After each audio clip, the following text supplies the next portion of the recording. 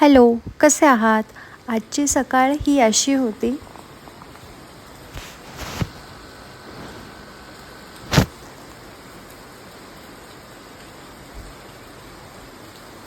इतका पाऊस होता, पण आज ठरवलं होतं कोणत्याही सिच्युएशनमध्ये मी माझं वॉक कंप्लीट करणार आणि योगा सेशन अटेंड करणार. यूट्यूबला जॉईन करते मी सकाळी सकाळी योगा आणि त्यानंतर माझं रुटीन नेहमीचं मी स्टार्ट केलं. थोडं हेल्दी लाईफस्टाईल करायचं चाललेलं आहे माझं.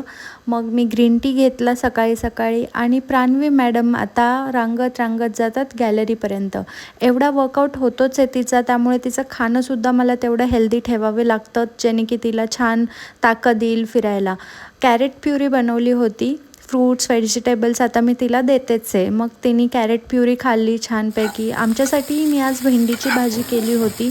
साधी सिंपल भाजी होती, भरून वगैरे असं काही केलं नव्हतं.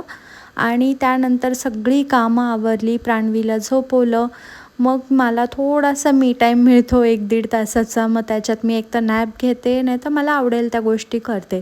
आणि या छोट्याशा विंडोमध्ये ना या सगळ्या फ्रेंड्स येतात माझ्या मला भेटायला. मला खूप आवडतात चिमण्या, त्यांच्यासाठी जेवणही ठेवते मी.